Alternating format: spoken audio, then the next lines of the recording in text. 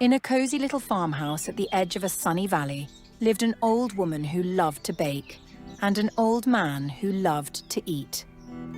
One morning, the old woman decided to bake something special, a gingerbread man with a smile so sweet, she could never have guessed how fast those little legs would carry him. The old woman shaped the dough into a jolly little man with icing for eyes and a button nose. Into the oven he went.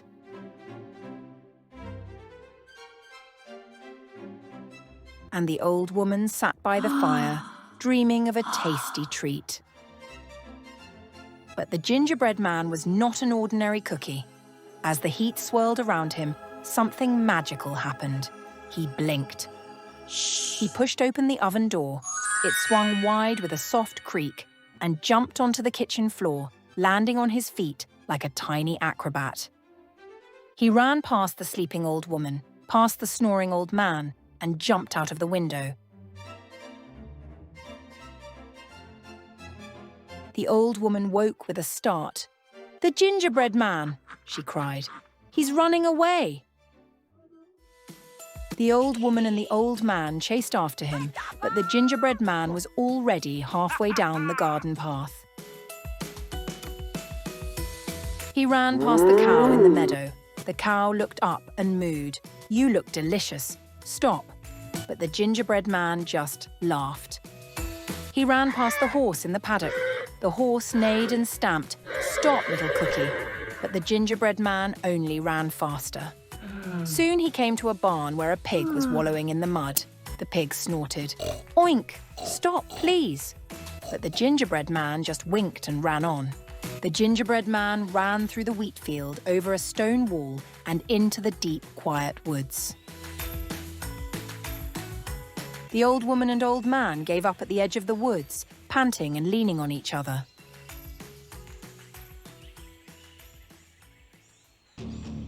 Deeper in the woods, the gingerbread man met a sly fox sitting on a mossy log. The fox smiled and licked his lips. "Run, run, as fast as you can! You can't catch me, I'm the gingerbread man!"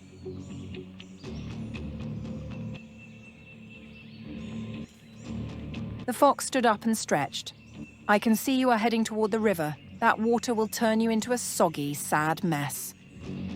The gingerbread man had not thought about the river. He stopped running and bit his icing lip.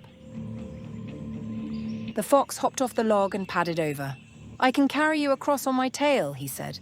"The water won't touch a single crumb of you." The gingerbread man looked back at the forest, then at the river.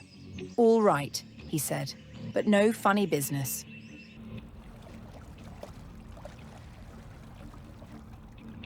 They reached the middle of the river.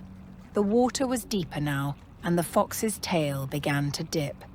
The gingerbread man scrambled onto the fox's nose, holding on to the fox's whiskers.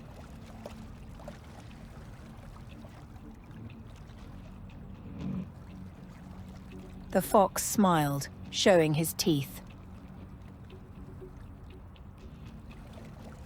The fox opened his mouth wide, and the gingerbread man jumped, not into the fox's jaws, but onto a floating log that bobbed beside them. "Ha!" shouted the gingerbread man. "You thought you could eat me, but I'm too quick for you, Mr. Fox." The log bumped into the riverbank, and the gingerbread man hopped onto dry land. He ran as fast as he could into the woods. Not worth the chase. But as the gingerbread man looked around, he realized he was lost. The woods looked different on this side of the river. He sat down beside a tree. Every tree looked the same. He was tired, and his icing was starting to melt. Then he heard a kind voice. "Little cookie, are you lost?" It was the old woman.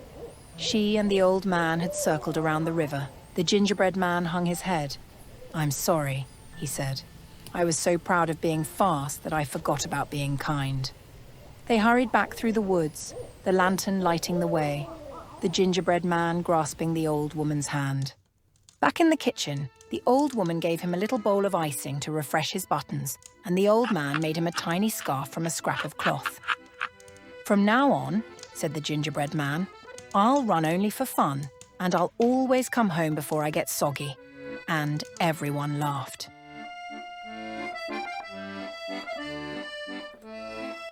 The next morning, there was a knock at the door. The old woman opened it to find the fox looking sheepish.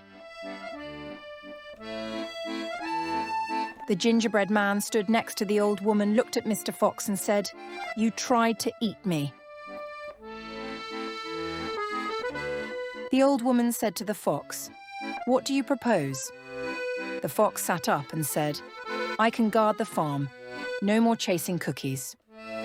The gingerbread man thought for a moment. "All right," he said, "but if you ever try to eat me again, I'll run so fast I'll leave a dust cloud shaped like a cookie." From that day on, the fox became the farm's best friend, chasing away crows and napping in the sun.